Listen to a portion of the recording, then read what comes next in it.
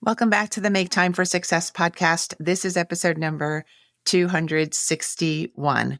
Well, today's episode is really being recorded in real time in my real life situation where I had to make a decision after some personal life circumstances caused me to need to delay going on a trip for a day. And this whole affair this past week in my personal life has made me think long and hard about how we make decisions in midlife. And I thought I'd share my reflections and tips for you on this very issue. Let's go listen to this episode together now.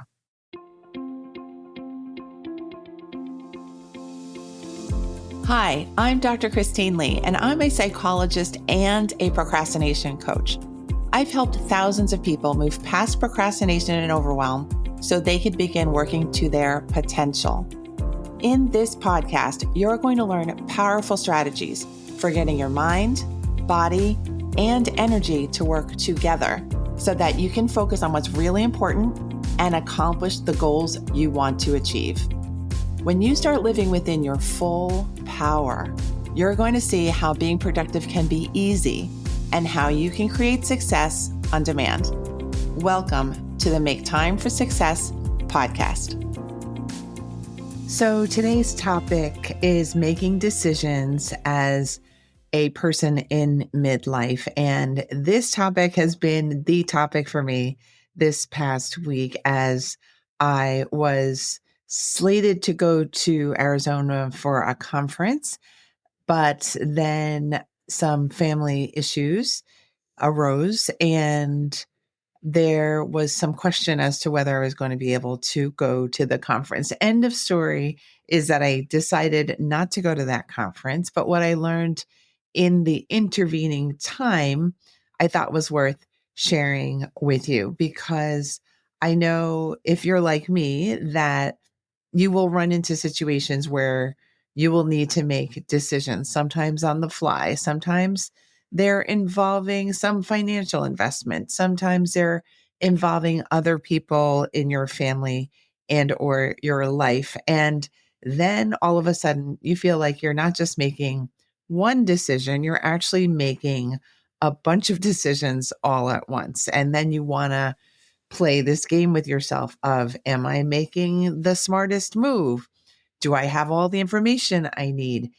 Am I using my best mind and mindset to make this decision? Will I regret this decision later? Who will I impact with my decisions? And how do I keep all my possible options open? So instead of making just one decision, we're feeling like something heavy is going on where there are some consequences. And it's not just about time pressure and making that one decision.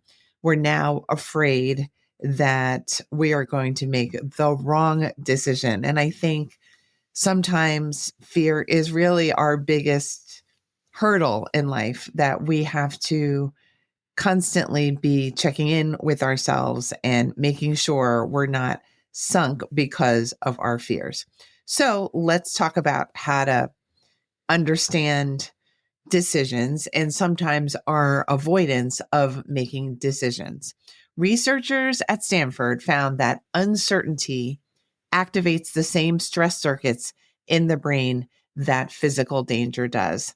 That means when there's no clear best choice, your brain actually tries to protect you by freezing you.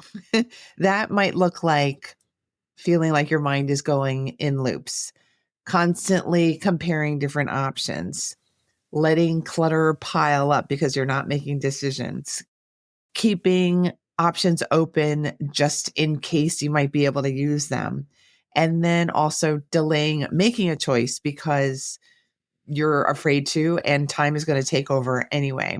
So you may wonder if you're in this kind of situation or if you have been, you may wonder, why can't I just decide? I want to let you know that it's not because you're flawed or it's not because your brain isn't great, but it's because your brain thinks it's keeping you safe. It is trying to protect you from the danger that is the open decision. But I thought I'd bring in another element of how decision making plays in with our psychology, because there is a cost to staying in that in between zone where we're saying maybe to ourselves, but we're not actually settling on a decision, because we think that we have a lot of time and that we still have time to spare and to use while we're in this maybe middle position.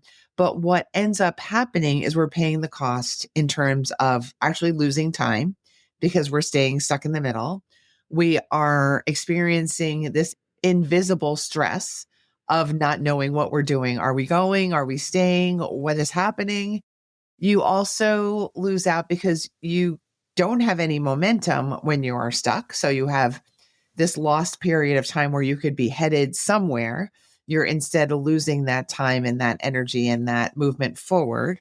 And then, of course, you feel stressed because your mind is cluttered and emotionally you're feeling really heavy. That indecision is like you standing at a fork in the road and saying, I'm not going to move forward. And that is not really how we deal with real forks in the road when we're traveling. We always make a decision.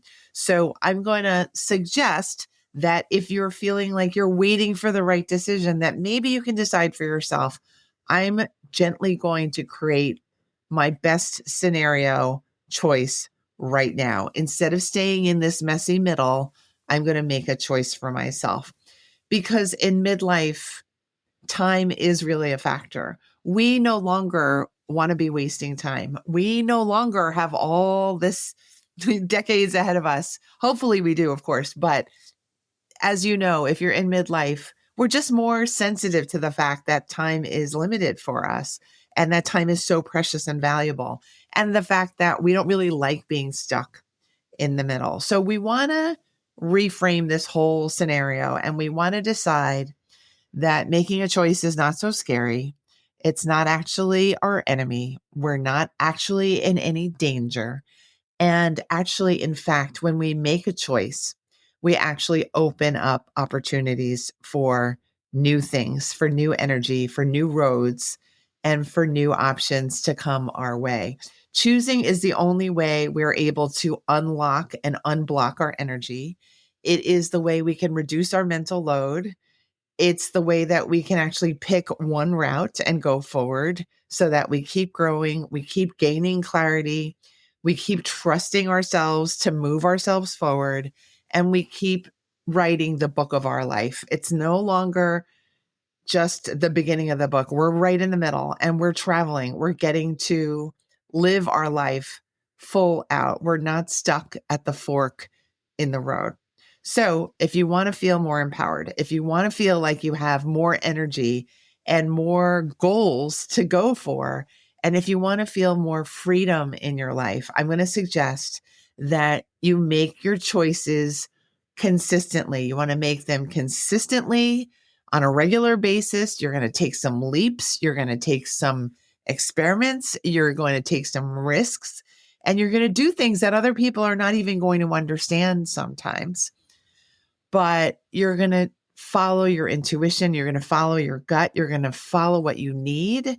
And you're going to make that choice or those choices. And that act of making those choices is really, I think, after this week of going back and forth in my own mind hundreds of times, making those choices is what life is really made of. So here's some guidelines for getting better at making some choices and decisions in midlife, especially if you've been on the more indecisive side of the spectrum. So the first tip that I have for you is you want to give yourself a time limit. For me, I had the time limit of the plane departure time. So I knew that I couldn't just go on thinking about going to Arizona forever more. There were specific timeframes I needed to abide by, and I wanted to make a good decision for myself. So I thought long and hard about it. And I feel like I came to the right decision for myself. But know that for yourself, you could just arbitrarily and artificially create your own time limit. It doesn't have to be a plane taking off without you.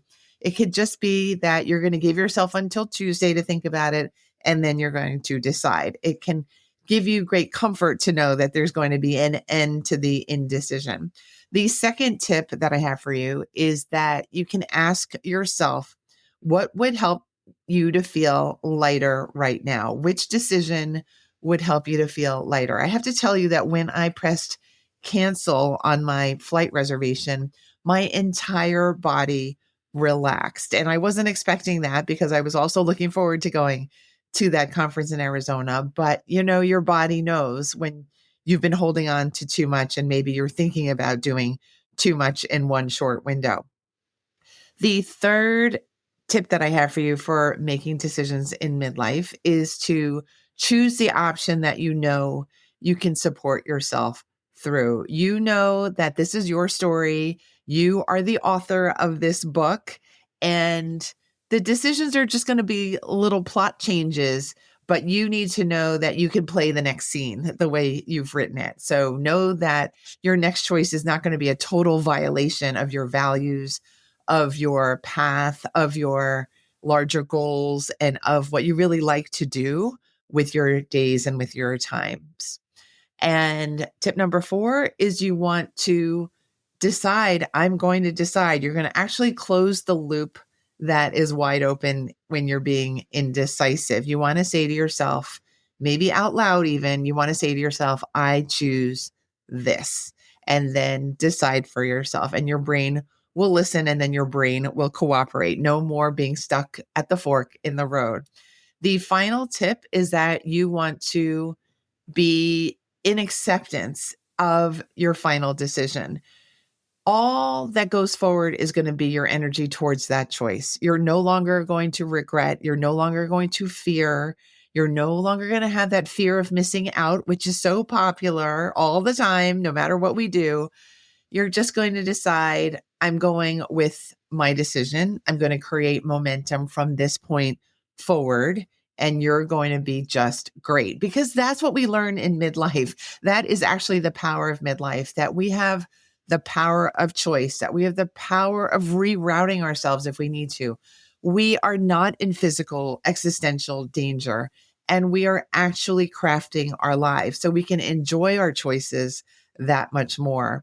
There are so many opportunities for us in this precious time called midlife. So it's up to us to say, we're going to tamp down the fear. We're going to ramp up our intuition and our decision-making power, and we're going to see what's ahead for us, because midlife is for the mastering. It's not for the hiding. And I hope you got something from my reflections from this week of indecisiveness and life choices amidst family transitions and conferences in Arizona. And if you yourself are in indecision right now, I hope this episode helped to calm you down, soothe your heart, and inspire your brain to make some really wonderful choices. If you would like a free download to go with this episode and this week's content, I invite you to go to maketimeforsuccesspodcast.com/decisions with an S. maketimeforsuccesspodcast.com/decisions. And I will get that free download right over to you. I look forward to talking with you next week when the next episode drops. Take care. Have a great one.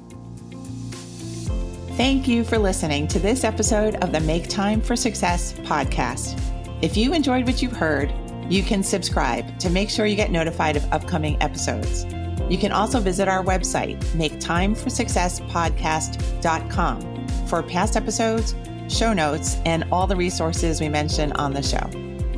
Feel free to connect with me over on Instagram too. You can find me there under the name Procrastination Coach. Send me a DM and let me know what your thoughts are about the episodes you've been listening to.